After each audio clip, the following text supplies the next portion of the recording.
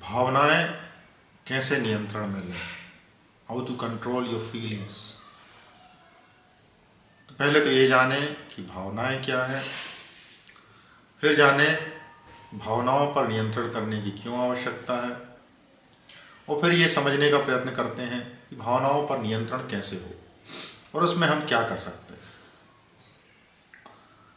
तो मनुष्य का एक तो होता है भौतिक शरीर, जिसको हम समझते हैं हाथ, पैर, मुंह, आँखें, नाक, कान, ये हो गया आपका भौतिक शरीर।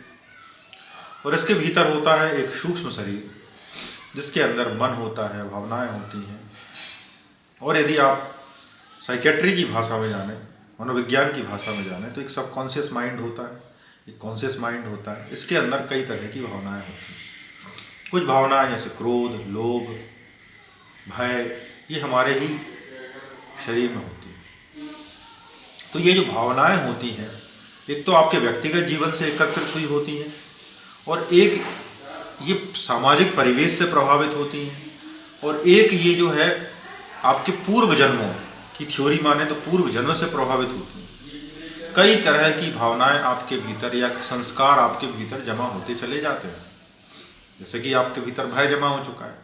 अब भय यदि होता है तो भय से उत्पन्न होता है कई बीमारियां, क्योंकि आप चाहते हो कि भय ना फैले, कोई भी भयभीत नहीं रहना चाहता। तो मनुष्य के सबकॉन्शियस में भय भरा होता है।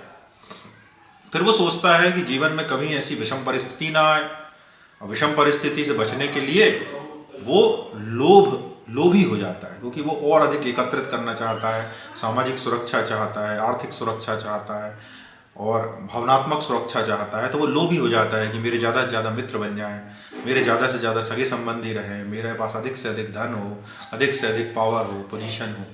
तो ये भय से उत्पन्न हुई भावना है लोभ। ठीक है।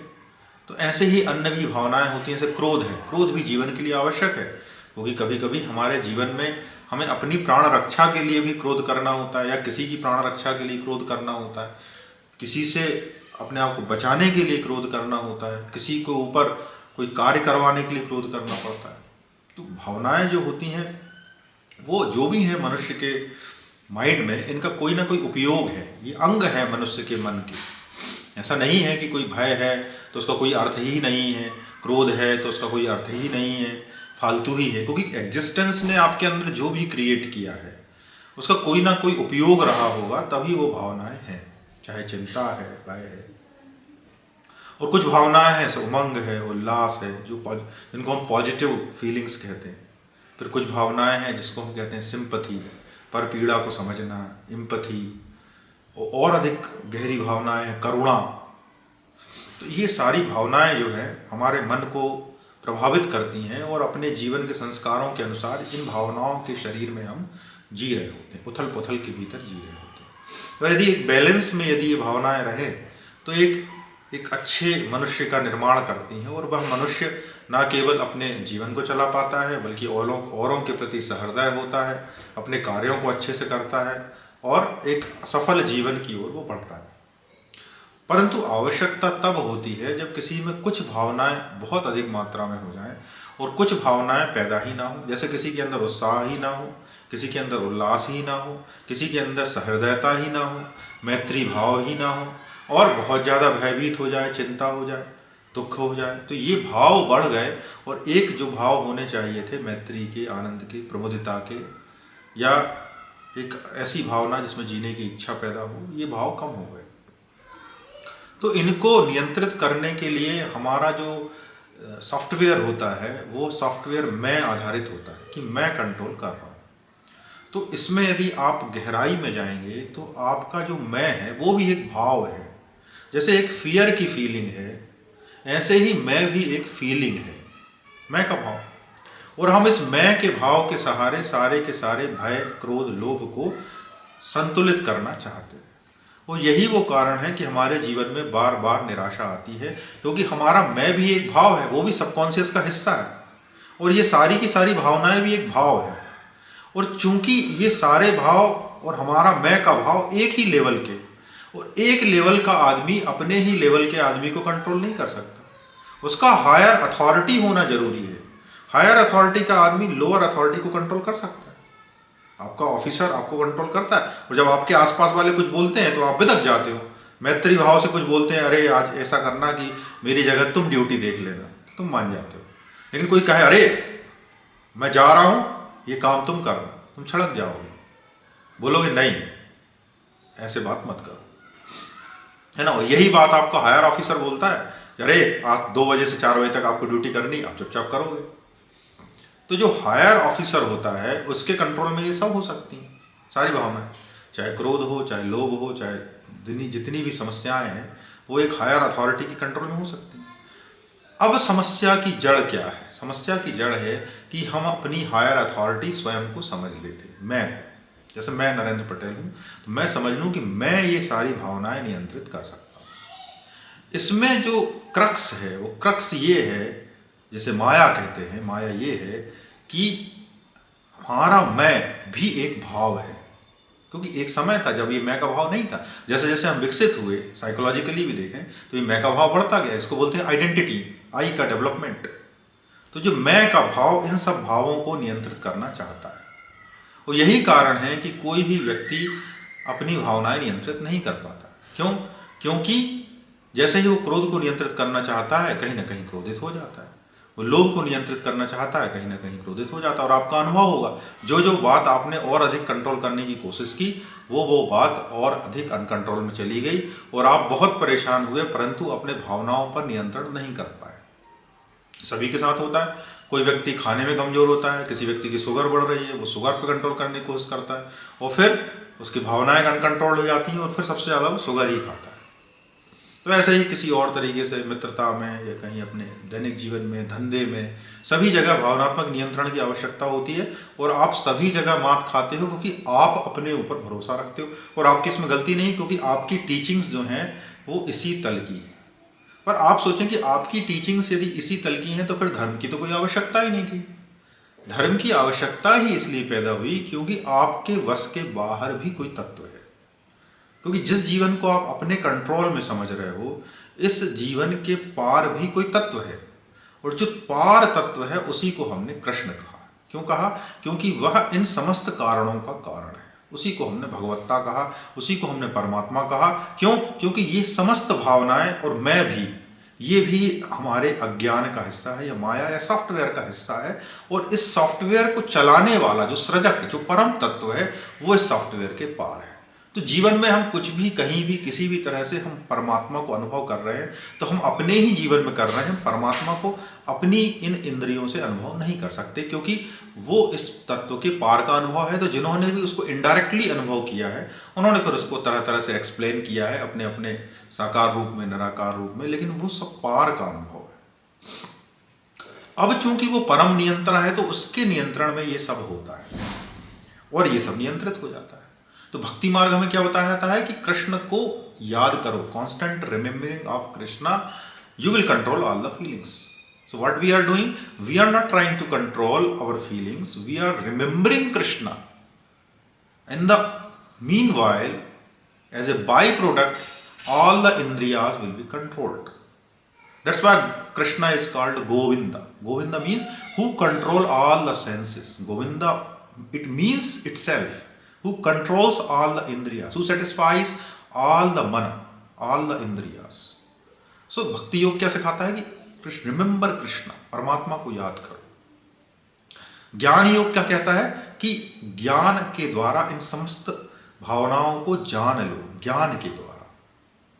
ठीक है, ज्ञान जैसे हुआ कि ये क्रोध है तो इस क्रोध को जान लो कि ये क्रोध है, ये तुम नहीं हो, ये लोभ है, ये तुम नहीं हो, ये मोह है, ये तुम नहीं हो, ऐसी समस्त भावना, ये भय है, ये तुम नहीं हो। तो तुम इतने ज्ञानी हो जाओ, इतने ज्ञानी हो जाओ, इतने ज्ञानी हो जाओ कि समस्त भावनाओं को, उनके सॉफ्टवेयर को जान लो, तो धीरे धीरे तुम इन समस्त भावनाओं के कंट्रोलर हो जाओ। ठीक है, फिर कुछ लोग बोलते हैं ज्ञान योग हुआ, भक्ति योग हुआ, इसके बाद होता है ध्यान योग। पतंजलि ने कहा इसको अष्टांग योग, उसमें उन्होंने सिस्टमेटिक कर दिया कि ऐसे ऐसे आप अपने आप को व्यक्तिगत विकास करोगे, ऐसी ऐसी साधनाएं करोगे, एक दिन सारे स्टेप पार करते हुए एक दिन समस्त इंद्रियां कंट्रोल में जाएंगी। और एक होता है भगवान ने जो भगवद गीता में बताया, निष्काम कर्म योग, यानी कर्म फल को त्याग कर अपना ही कर्म करते रहना। कर्म को नहीं त्यागना है, कर्म फल से स्पृहा त्याग दो और अपना ही कर्म करते रहो। ऐसे कर्म करने वाले व्यक्ति को उन्होंने कहा कर्मयोगी। और जो व्यक्ति कर्मयोगी है, कर्म योग करता हुआ भी मेरी शरण में आकर वह सब प्राप्त कर लेता है जो प्राप्त करने योग्य है। तो संसार में जो सबसे ज़्यादा प्राप्त करने योग्य है वो आपकी इंद्रियों का नियंत्रण, भावनाओं का नियंत्रण, समस्त भावनाओं का नियंत्रण। तो ये तो वो मार्ग हुए जो भारतवर्ष में प्रैक्टिस में लिए जाते हैं। मोटे तौर पर यही मार्ग है, चाहे कोई भी व्यक्ति हो, इन्हीं 4 मार्गों में से कोई मार्ग आपको बता रहा हो। अब मुद्दा ये है कि सबसे ऐसा क्या है, क्योंकि ये तो बड़ी बड़ी बातें दिखाई देती हैं कि इतना कोई योगी तो बनना नहीं है, ना किसी को भक्त बनना है, ना ध्यानी बनना है, ना इतना बड़ा महर्षि बनना है। और आम जीवन में हम इतने व्यस्त हैं, इतने त्रस्त हैं कि हमारे पास इतना समय भी नहीं है कि हम इतने बड़े बड़े योग के ग्रंथ पढ़ सकें, इतनी प्रैक्टिसेस कर सकें। तो ऐसा हम क्या कर सकते हैं कि हमारे जीवन में इन भावनाओं पर हमारा नियंत्रण धीरे धीरे बढ़ता जाए। क्योंकि हमारे पास ना तो बहुत अधिक आयु है, ना बहुत अधिक समय है, ना बहुत अधिक बुद्धि है। हम हर तरह से एक लिमिटेड एरिया में हुए हैं। परंतु एक अच्छी बात यह है कि जो समय काल चल रहा है अभी, हमारे पास जानकारी बहुत है, इंटरनेट है, जानकारी है, फिर हमारे पास साधन भी हैं, क्योंकि हमारा जो भौतिक जीवन है अब थोड़ा साधन संपन्न हो चुका है। हमारे पास भोजन की कमी नहीं है, बहुत लोगों के पास नहीं है, घर, दूसरी गाड़ी, तो हमारे पास एक समय बच जाता है, संसाधन ज़्यादा हो गए, पहले की तुलना में हमारे पास अधिक संसाधन है। और यदि हम इनका मितव्ययता से उपयोग करें तो हमारे पास समय भी बच जाता है। और उस समय का हम यदि उपयोग अपनी भावनाओं के नियंत्रण में या अपनी इंद्रियों के नियंत्रण में लगाएं तो हम अपनी इंद्रियों को बेटर तरीके से कंट्रोल कर सकते हैं, हम योग में आगे बढ़ सकते हैं। तो हम इसमें कर क्या सकते हैं? हम ये कर सकते हैं कम से कम कि जैसे ही मान लीजिए कि आपने टैगिंग कर दी कि ये सब भावनाएं हैं और ये मेरे वश की बात नहीं, आपने हार मान ली। हार मान ली मतलब आप भगवत शरण में तो आई गए। अब आपने टैगिंग करना चालू की कि ये क्रोध है, ये लोभ है, ये मोह है, ये फलाना है। तो अब आप उसमें टैगिंग करो कि आप किस बात से सबसे अधिक परेशान। मान लीजिए कि आप क्रोध से इस सबसे अधिक परेशान हैं और आपको ऐसा लगता है कि दुनिया बहुत बुरी है और आपको निरंतर क्रोध आता रहता है। अब आप क्या करते हो, जब भी ऐसा कोई विषय आता है तो आप फट से क्रोधी हो जाते हो, आप चिल्ला देते हो, फिर उसके कॉन्सिक्वेंस आते हैं और आप उन कॉन्सिक्वेंस में उलझ जाते हो। ना तो आपकी समस्या ठीक होती है बल्कि समस्या और बढ़ जाती है। तो जब भी आपको क्रोध आए तो सबसे पहले ये टैग करना है कि ये तो आपका क्रोध है, भावना है। तो दूसरी टैग ये करना है कि ये आपके वश की नहीं है। तो अब आपको करना क्या है, आपको उसका कोई नियंत्रण करने की कोशिश नहीं करनी है, आपको बस उसके प्रति होशपूर्ण रहना है ना। जैसे मान लीजिए कि मुझे बहुत तेज क्रोध आ रहा है और सबसे क्रोध की विशेषता ये होती है कि आप उस समय बेहोश हो जाते हो और आप चिल्लाने लगते हो। लेकिन प्रयत्न ही ये करना है कि धीरे धीरे क्रोध के प्रति होशपूर्ण होना है। क्रोध आए तो सबसे पहले ये सोचना है कि सामने वाले की गलती है, बिल्कुल सही है, आपको उसको मारना है, बिल्कुल सही है, डांटना है, गाली देना है, जो भी करना सही है, लेकिन इसके प्रति होशपूर्ण होना है। जैसे ही आप होशपूर्ण होते हो आपका योगी होने का कार्य पूरा शुरू हो चुका होता है। अब याद करने के बाद क्या करना है, अब बहुत तेज क्रोध आ रहा है, गुस्सा आ रही है, हाथ फड़फड़ा रहा है, आंखों में जलन हो रही है, क्या करना है, सांस लेना है।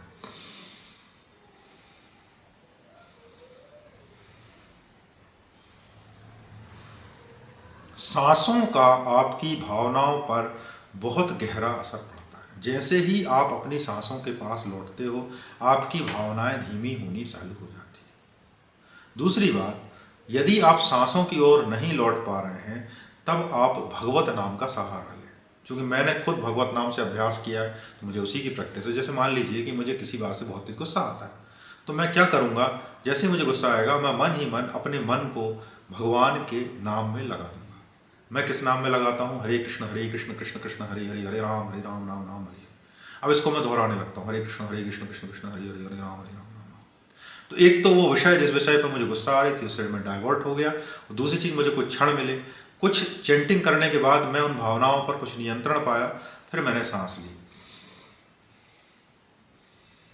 तो मैं कुछ देर के लिए उन भावनाओं से पार चला गया और वो भावनाएं अपने आप शांत हो गई। गलती कहाँ आप कर रहे हैं, गलती कर रहे हैं आप यदि आप अपनी भावनाओं को स्वयं नियंत्रित करने की कोशिश कर रहे हैं। आपको शरणागत होना पड़ेगा, परमात्मा की कृपा पाने के लिए उत्सुक होना पड़ेगा और ईश्वर को याद करना पड़ेगा। वो बहुत साधारण प्रयोग है। ये प्रयोग आप हर भावना पर लगाइए, फियर पर लगाइए, आप अपने लोभ पर लगाइए। खूब कार खरीदने की इच्छा हो, घर बनाने की इच्छा हो, कोई बुराई नहीं है, लेकिन क्या आपके लिए आवश्यक है, ये प्रश्न आपके सामने होना चाहिए। और बड़े निर्णय लेते समय खूब योगाभ्यास करें, मन को शांत करें, समझें कि आपकी आर्थिक स्थिति क्या है, आपके अकाउंट के लिए क्या ठीक है, आपके भविष्य के लिए क्या ठीक है, और उतना ही करें जितना आपके लिए आवश्यक है, ताकि आप इस चक्रव्यूह में ना फंसें। यह लोभ है, इस लोभ के चक्रव्यूह में कम से कम फंसे। यही टेक्निक हर जगह, हरि नाम और सांस, हरि नाम और सांस और टैगिंग, इससे आप धीरे धीरे समस्त भावनाओं को जानने लगेंगे, परिचित होने लगेंगे। और मानवीय व्यवहार है, यदि भय हो रहा है तो इससे डरे नहीं। भय तो होगा, क्योंकि भय भी आवश्यक है। जैसा मैंने पहले कहा, जीवन के स्वभाव को नियंत्रित करने के लिए प्रकृति ने ही आपको भय दिया। और यदि भयभीत होता भी हैं आप, तो उसमें कोई बुरी बात नहीं है कि भयभीत हो रहे हैं तो कोई बहुत ही बुरी घटना हो गई या आप बहुत डरपोक आदमी नहीं हो।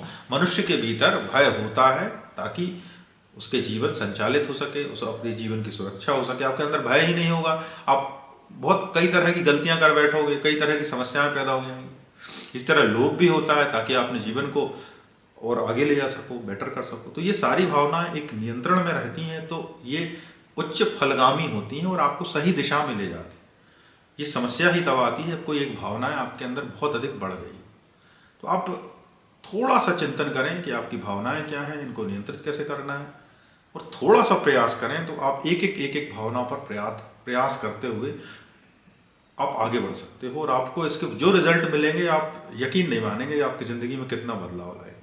क्योंकि आप जिनके ऊपर चिड़चिड़ा के हार गए, उससे कुछ नहीं फर्क पड़ा। और आप जब शांत रहना सीख जाओगे, आप देखोगे इसके परिणाम आएंगे। और आपके जो परिवार के ही लोग हैं, वो लोग भी आपसे धीरे धीरे अच्छा व्यवहार करने लगेंगे। धीरे धीरे आपके ऑफिस में आपसे लोग अच्छा व्यवहार करने लगेंगे। आपका जीवन आगे बढ़ने लगेगा। आपकी इतनी सारी ऊर्जा जो लड़ने झगड़ने चिड़चिड़ाने में नष्ट होती थी, वो ऊर्जा बचेगी। आप आसानी से अपने दैनिक कार्य कर पाओगे, अपने घर पर ध्यान दे पाओगे, अपने ऑफिस पर ध्यान दे पाओगे। आपके जीवन में प्रोग्रेस होगी। यदि भगवत कृपा हुई तो आपके अंदर भक्ति बढ़ेगी, ज्ञान बढ़ेगा और आपके भीतर शांति बढ़ेगी। जो जो अच्छा होता है वह सब होगा, क्योंकि सारी ऊर्जा केवल रूपांतरित होती है। यदि आपका भय चला गया तो निर्भयता आ गई, लोभ चला गया, मोह चला गया तो ज्ञान आ जाएगा, उन्मुक्तता आ जाएगी, उमंग आ जाएगी। आपके भीतर से यदि मान लीजिए ईर्ष्या चली गई तो आपके भीतर कोई प्रेम आ जाएगा। आपके भीतर से क्रोध चला गया तो क्षमा आ जाएगी। ये सारी ऊर्जाएं एक से दूसरे में रूपांतरित हो जाएंगी। और जो आप पुस्तकों में पढ़ते थे कि ऐसी ऐसी भावनाएं होनी चाहिए, पर आपके भीतर तो नकारात्मक भावनाएं थी, तो आप देखेंगे कि आपके भीतर भी वो भावनाएं आने लगी जो आप किताबों में पढ़ते हो। तो हम क्यों इन भावनाओं को किताबों में पढ़ने के लिए रखें? अपने जीवन में भी हम कभी करुणा का अनुभव करें, कभी हम दया का अनुभव करें, कभी क्षमा का अनुभव करें, कभी उत्साह का अनुभव करें। और ये सब भावनाएं आपको ऊपर ले जाती हैं, इनकी विशेषता होती है। जैसे नकारात्मक भावनाएं, जिसे हम क्रोध लोभ कहते हैं, जिसे हम पकड़े रहते हैं, वासनाएं कामनाएं, ये हमें नीचे की ओर ले जाती हैं। आप खुद जब अनुभव करोगे, वर्क करोगे, तो आपको देखोगे कि आपके नीचे की ओर बह रही हैं। इनका स्वभाव ही होता है कि न केवल ये आपके अंदर नीचे की ओर बहती हैं, और आपको जीवन में भी ये नीचे के तल की ओर ले जाती हैं।